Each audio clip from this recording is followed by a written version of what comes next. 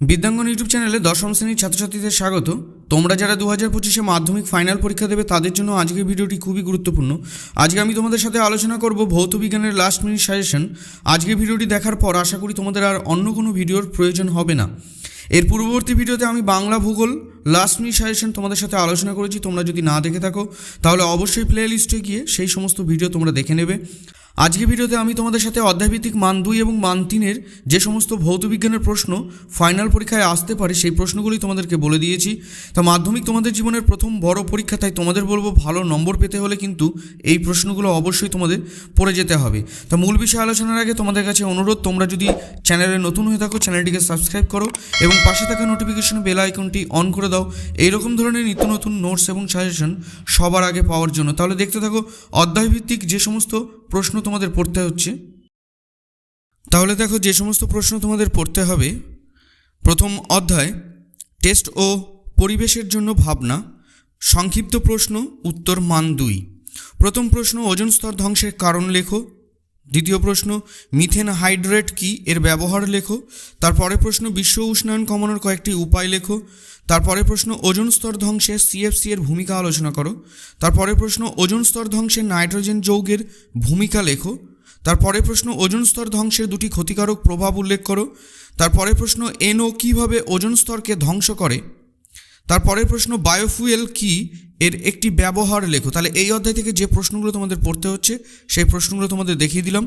তারপরের অধ্যায় গ্যাসের আচরণ, এই অধ্যায় থেকে মান 2 এবং মান 3-এর যে সমস্ত প্রশ্নগুলো তোমাদের পড়তে হবে না, চার্লসের সূত্রটি বিবৃত করো।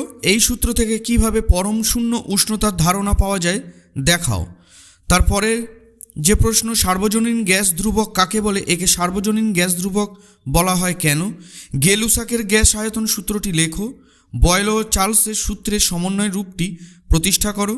চার্লসের সূত্র থেকে পরম শূন্য উষ্ণতার সংজ্ঞা দাও। তারপরে প্রশ্ন পরম শূন্য উষ্ণতা কাকে বলে, এরূপ নামকরণের কারণ কি। তারপরে প্রশ্ন চার্লসের সূত্র থেকে প্রমাণ করো কোনো গ্যাসের আয়তন পরম উষ্ণতা সমানুপাতিক।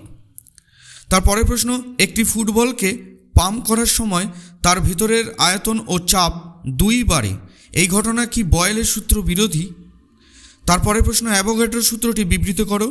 তারপরে প্রশ্ন -273 ডিগ্রি সেন্টিগ্রেড উষ্ণতাকে পরম শূন্য উষ্ণতা বলা হয় কেন। তারপরে প্রশ্ন বয়েলের সূত্রটি লেখো এবং ব্যাখ্যা করো। তারপরে প্রশ্ন গ্যাসের অণুর গতি উষ্ণতার উপর কিভাবে নির্ভর করে। তারপরে প্রশ্ন গ্যাসের আয়তন উল্লেখ করতে গেলে চাপ ও উষ্ণতার উল্লেখ করতে হয় কেন। তারপরের অধ্যায় তাপের ঘটনাসমূহ, এই অধ্যায় থেকে মান 2-এর যে সমস্ত প্রশ্ন তোমাদের পড়তে হবে। স্থির চাপে গ্যাসের আয়তন প্রসারণ গুণাঙ্ক কাকে বলে, এর মান কত। তারপরে প্রশ্ন তরলের প্রকৃত প্রসারণ গুণাঙ্ক ও আপাত প্রসারণ গুণাঙ্কের সংজ্ঞা দাও, এদের মধ্যে সম্পর্ক লেখো। পরের প্রশ্ন দৈর্ঘ্য প্রসারণ গুণাঙ্কের সংজ্ঞা দাও। তাপ পরিবাহিতার এসআই একক কী। পরের প্রশ্ন তাপ পরিবাহিতাঙ্ক বলতে কী বোঝো, কোন পদার্থের তাপ পরিবহন ক্ষমতা সর্বোচ্চ। পরের প্রশ্ন লোহার দৈর্ঘ্য প্রসারণ গুণাঙ্ক 12 × 10⁻⁻6 ডিগ্রি সেন্টিগ্রেড বলতে কী বোঝো। পরের প্রশ্ন লোহার আয়তন প্রসারণ গুণাঙ্ক 36 × 10⁻⁻6 ডিগ্রি সেন্টিগ্রেড বলতে কী বোঝো।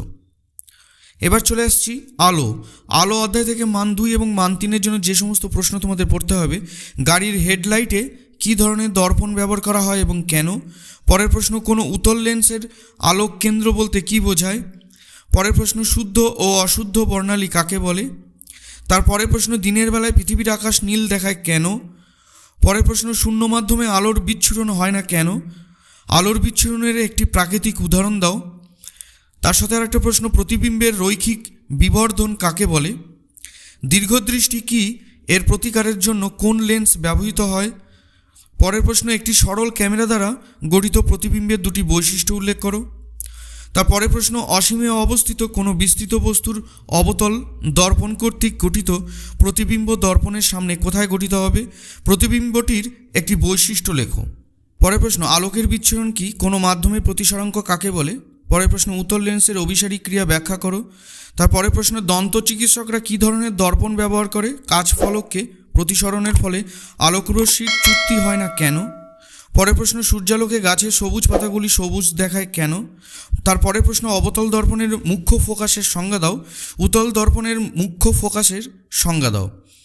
তারপরের প্রশ্ন, স্পর্শ না করে একটি লেন্স উতল না অবতল কিভাবে চিনবে? তারপরের প্রশ্ন, গোলীয় দর্পণের ব্যবহার লেখো। উতল দর্পণের ব্যবহার লেখো। তারপরের প্রশ্ন, উতল লেন্সকে বিবর্ধক কাঁচ হিসাবে ব্যবহার করা হয় কেন? তারপরের প্রশ্ন, দৃশ্যমান বর্ণালী কাকে বলে?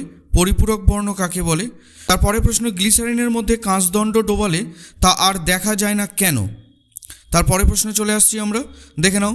সূর্যোদয় বা সূর্যাস্তের সময় সূর্যকে লাল দেখায় কেন? চিত্রসহ লেন্সের আলোক কেন্দ্রের সংজ্ঞা দাও। এবার আমরা চলে আসলাম চলতড়িৎ। এই অধ্যায় থেকে সংক্ষিপ্ত উত্তরধর্মী প্রশ্ন মান 2 এবং 3-এর জন্য যেগুলো তোমরা পড়বে। রোধাঙ্কের সংজ্ঞা দাও। তড়িৎ চালক বল ও বিভব প্রভেদের মধ্যে পার্থক্য লেখো। বৈদ্যুতিক হিটারে ব্যবহৃত নাইট্রোক্রোমে তারের প্রকৃতি কীরূপ? অ্যাম্পিয়ারের সন্তরণ নিয়মটি লেখো। শর্ট সার্কিট কী? পরের প্রশ্ন, তড়িৎ চুম্বকীয় আবেশ সংক্রান্ত লেঞ্জের সূত্রটি লেখো। ওহমের সূত্রটি লেখো। ওহমের সূত্র থেকে রোধের সংজ্ঞা দাও। তারপরে প্রশ্ন, গৃহস্থলীর বৈদ্যুতিক বর্তনীতে ব্যবহৃত বৈদ্যুতিক যন্ত্রগুলি সমান্তরাল সমন্বয়ে যুক্ত থাকে কেন? তারপরে প্রশ্ন, গৃহস্থলীর বৈদ্যুতিক বর্তনীতে আর্থিং করা হয় কেন? তারপরে প্রশ্ন, ফ্লেমিংয়ের বামহস্ত নিয়মটি লেখো। তারপরে প্রশ্ন, তড়িৎ প্রবাহের তাপীয় প্রবাহ সংক্রান্ত জুলের সূত্রটি লেখো। তারপরের প্রশ্ন, তড়িৎ চালক বল ও বিভব প্রভেদের মধ্যে একটি সাদৃশ্য ও একটি বৈসাদৃশ্য উল্লেখ করো। তারপরের প্রশ্ন, একমুখী তড়িৎ প্রবাহ অর্থাৎ এসি ও পরিবর্তিত তড়িৎ প্রবাহ অর্থাৎ ডিসি কাকে বলে? তারপরের প্রশ্ন, মুক্ত বর্তনীতে তড়িৎ কোষের তড়িৎ চালক বলের সংজ্ঞা দাও। তারপরের প্রশ্ন, 240 ভোল্ট থেকে 60 ওয়াট ও 240 ভোল্ট 100 ওয়াট রেটিংয়ের দুটি বৈদ্যুতিক বাতিকে শ্রেণীকে সমবায়ে যুক্ত করা হলে কোন বাতিটি অধিকতর উজ্জ্বলভাবে জ্বলবে? পরের প্রশ্ন, কুলম্বের সূত্রটি লেখো এবং ব্যাখ্যা করো। ডিসি অপেক্ষা এসি সুবিধা লেখো। এসি ডিসি অপেক্ষা বিপজ্জনক কেন? পরের অধ্যায় পরমাণুর নিউক্লিয়াস মান 2 ও 3 নম্বরের প্রশ্ন উত্তর দেখো। নিউক্লিয় সংযোজনকে তাপীয় নিউক্লিয় বিক্রিয়া বলে কেন? পরের প্রশ্ন, তেজস্ক্রিয়তা একটি নিউক্লিয় ঘটনা ব্যাখ্যা করো। পরের প্রশ্ন, নিউক্লিয় বন্ধন শক্তি কাকে বলে? তারপরের প্রশ্ন, গোল্ড তেজস্ক্রিয় নয় কিন্তু রেডিয়াম তেজস্ক্রিয় কেন? আলফা বিটা গামা রশ্মির ভর আধান ও ভেদন ক্ষমতার তুলনা করো। পরের প্রশ্ন, নিউক্লিয় বিভাজন ও নিউক্লিয় সংযোজনে দুটি পার্থক্য লেখো। পরের প্রশ্ন, নিউক্লিয়ার রিঅ্যাক্টর কোন নিউক্লিয় বিক্রিয়া ঘটে একে শৃঙ্খল বিক্রিয়া বলে কেন? পরের প্রশ্ন, নিউক্লিয় সংযোজন কাকে বলে একটি উদাহরণ দাও। পরের প্রশ্ন, নিউক্লিয় বিভাজন কাকে বলে উদাহরণ দাও। নিউক্লিয় সংযোজনের পূর্বে নিউক্লিয় বিভাজন ঘটানো আবশ্যক কেন? নিউক্লিয় বিভাজনকে শৃঙ্খল বিক্রিয়া বলা হয় কেন? পরের অধ্যায় পর্যায় সারণী এবং মৌলদের ধর্মের পর্যায়বৃত্ততা সংক্ষিপ্ত প্রশ্ন উত্তর মান 2-এর যে সমস্ত প্রশ্ন তোমরা পড়বে। আয়নীয় বিভব কাকে বলে? পর্যায় ও শ্রেণী বিভব বরাবর কিভাবে পরিবর্তিত হয়? পরের প্রশ্ন, আধুনিক পর্যায় সূত্রটি লেখো। পরের প্রশ্ন, মেন্ডেলিফের পর্যায় সূত্রটি লেখো। পরের প্রশ্ন, মৌলের তড়িৎ ঋণাত্মকতা বলতে কী বোঝায়? পরের প্রশ্ন, পর্যায় সারণীতে হাইড্রোজেনের অবস্থান বিতর্কিত কেন? পরের প্রশ্ন, সন্দিগ্ধ মৌল বলতে কী বোঝায়? কোনো মৌল ক্যাটায়নে পরিবর্তিত হলে তার পারমাণবিক ব্যাসার্ধ কি একই থাকে ব্যাখ্যা করো। পরের প্রশ্ন, মৌলসমূহের পর্যায়বৃত্ত ধর্ম বলতে কী বোঝায় একটি উদাহরণ দাও। পরের প্রশ্ন, মেন্ডেলিফের পর্যায় সারণীর 3টি ত্রুটি লেখো। পরের প্রশ্ন, উপর থেকে নিচে দীর্ঘ পর্যায় সারণীর গ্রুপ মৌলগুলির পারমাণবিক ব্যাসার্ধ কীভাবে পরিবর্তিত হয়? পরের প্রশ্ন, একটি সন্দিগ্ধ মৌল এবং একটি ইউরেনিয়ামোত্তর মৌলের উদাহরণ দাও। ডোবেরাইনার ত্রয়ী সূত্রটি লেখো। আয়নীয় ও সমযোজী বন্ধন এখান থেকে মান 2 এবং মান 3-এর যে প্রশ্নগুলো তোমাদের পড়তে হবে দেখতে থাকো। ভিডিওটি ভালো লাগলে অবশ্যই একটি লাইক করে দিও। প্রথম প্রশ্ন, লুইসের ধারণা অনুসারে সমযোজী বন্ধন কিভাবে গঠিত হয় একটি উদাহরণ দিয়ে লেখো। সোডিয়াম ক্লোরাইডের বন্ধন NaCl কিভাবে প্রকাশ করা যায় না কেন? একটি পরমাণু থেকে অপর একটি পরমাণুতে সম্পূর্ণ ইলেকট্রন স্থানান্তরের মাধ্যমে কোনো রাসায়নিক বন্ধন গঠিত হয় একটি উদাহরণ দিয়ে দেখাও। পরের প্রশ্ন, সোডিয়াম ক্লোরাইডের ক্ষেত্রে আণবিক ওজনের বদলে সাংকেতিক ওজন কথাটি ব্যবহৃত করা সঙ্গত কেন? পরের প্রশ্ন, সমযোজী ও তড়িৎযোজী যৌগের দুটি পার্থক্য লেখো। পরের প্রশ্ন, Na ও Na+ এর মধ্যে কোনটি বেশি স্থায়ী এবং কেন? পরের প্রশ্ন, Na এবং Na পজিটিভের মধ্যে কোনটি বেশি স্থায়ী এবং কেন? পরের প্রশ্ন, NH3-তে কোন ধরনের রাসায়নিক বন্ধন বর্তমান? NH3 এর লুইস ইলেকট্রন ডট ডায়াগ্রাম অঙ্কন করো। পরের প্রশ্ন, অণুর লুইস ডট ডায়াগ্রাম অঙ্কন করো, যেগুলো এখানে সাংকেতিক চিহ্নগুলো দিয়ে দিয়েছি, এই সমস্ত সাংকেতিক চিহ্নগুলো তোমাদের ডায়াগ্রাম অঙ্কন করতে হবে। তার পরের অধ্যায়ে চলে আসছি, তড়িৎ প্রবাহ ও রাসায়নিক বিক্রিয়া। সংক্ষিপ্ত প্রশ্ন উত্তর মান 2-এর যে সমস্ত প্রশ্ন তোমরা পড়বে। তড়িৎ বিশ্লেষণের সাহায্যে অ্যালুমিনিয়াম নিষ্কাশনের জন্য যে গলিত মিশ্রণের তড়িৎ বিশ্লেষণ করা হয় তাতে বিশুদ্ধ অ্যালুমিনা ছাড়া আর কি থাকে? এই তড়িৎ বিশ্লেষণে ক্যাথোড ও অ্যানোড হিসেবে কি ব্যবহৃত হয়? পরের প্রশ্ন, কোনটি তড়িৎ বিশ্লেষ্য ও কোনটি তড়িৎ অবিশ্লেষ্য পদার্থ? চীনের জলীয় দ্রবণ, গলিত সোডিয়াম ক্লোরাইড, তরল HCl, পারদ। পরের প্রশ্ন, তড়িৎ বিশ্লেষণ পদ্ধতিতে লোহার চামচের ওপর নিকেলের প্রলেপ দিতে তড়িৎ বিশ্লেষ্য, ক্যাথোড ও অ্যানোড হিসেবে কি ব্যবহৃত হয়? বিশুদ্ধ জলে অল্প পরিমাণ সালফিউরিক অ্যাসিড যোগ করলে উৎপন্ন দ্রবণের তড়িৎ পরিবাহিতা বিশুদ্ধ জলের থেকে বেশি হয় কেন? চিনির জলীয় দ্রবণ তড়িৎ পরিবহন করতে পারে না, কিন্তু সোডিয়াম ক্লোরাইডের জলীয় দ্রবণ পারে কেন? পরের প্রশ্ন, তড়িৎ লেপন কাকে বলে? কপারের কোনো বস্তুর উপর সিলভারের তড়িৎ লেপন ক্যাথোডটি কী? তারপরের প্রশ্ন, কপার তড়িৎদ্বারের সাহায্যে কপার সালফেট দ্রবণের তড়িৎ বিশ্লেষণে ক্যাথোড ও অ্যানোড বিক্রিয়া দুটি লেখো। তড়িৎ বিশ্লেষণের পদ্ধতিতে অশুদ্ধ কপার ধাতুর পরিশোধনে অ্যানোড হিসেবে কী ব্যবহৃত হয়? পরের প্রশ্ন, অ্যানোড মাড কী? পরের প্রশ্ন, প্লাটিনাম তড়িৎদ্বার ব্যবহার করে অম্লায়িত জলের তড়িৎ বিশ্লেষণে ক্যাথোডের সংঘটিত বিক্রিয়াটি লেখো।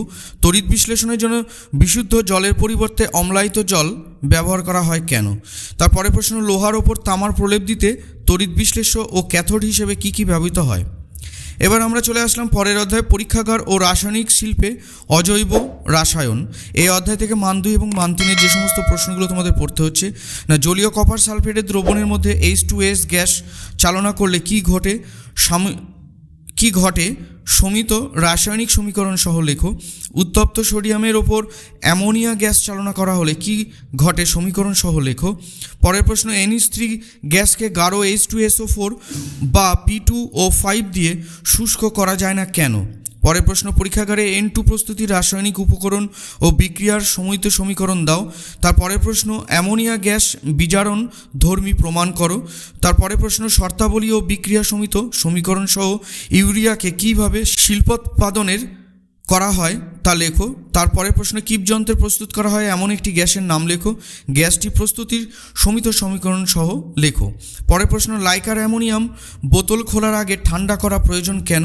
পরের প্রশ্ন, লেড নাইট্রেটের জলীয় দ্রবণে H2S গ্যাস পাঠালে কি ঘটে সমীকরণ সহ লেখো।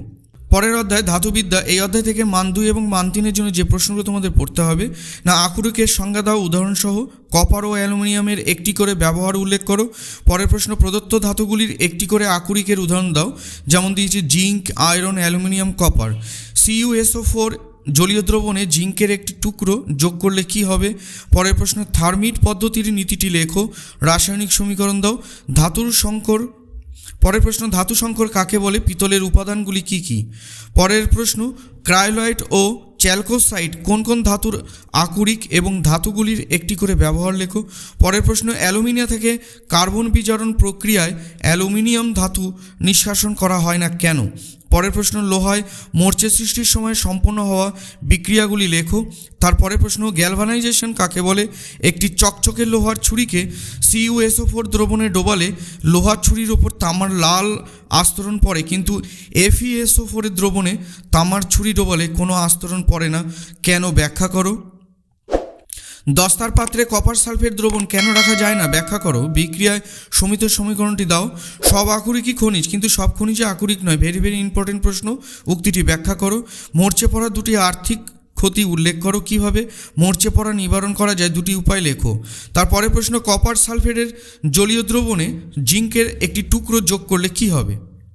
পরের অধ্যায়, জৈব রাসায়ন। এই অধ্যায় থেকে মান 2 এবং মান 3-এর জন্য যে সমস্ত প্রশ্ন তোমরা পড়বে না, ক্লোরিনের সঙ্গে মিথেনের প্রতিস্থাপন বিক্রিয়ার শর্ত কী? বিক্রিয়াটির প্রথম ধাপের সমিত রাসায়নিক সমীকরণটি লেখো। তারপরে প্রশ্ন, ইথানলের সঙ্গে ধাতব সোডিয়ামের বিক্রিয়ায় কি ঘটে? সমিত রাসায়নিক সমীকরণ লেখো। না, ইথেনলের পরের প্রশ্ন, ইথিনলের গঠন সংকেতের সাহায্যে দেখাও যে একটি অসম্পৃক্ত হাইড্রোকার্বন কিভাবে পরিবর্তিত করবে সমীকরণটি দিয়ে দিয়েছি CH3 CH2 OH থেকে CH2 = CH2। এটা কিভাবে করবে তোমরা এটা দেখাও। তিনটি কার্বন পরমাণুযুক্ত একটি কার্বক্সিলিক অ্যাসিডের গঠন সংকেত লেখো। এতে উপস্থিত কার্যকারী গ্রুপটির সংকেত লেখো। LPG ও CNGর মুখ্য উপাদানগুলির নাম লেখো। যানবাহনের জ্বালানি হিসেবে ব্যবহার করলে পেট্রোল ও CNGর মধ্যে কোনটি অপেক্ষাকৃত কম বায়ুদূষণ সৃষ্টি করে?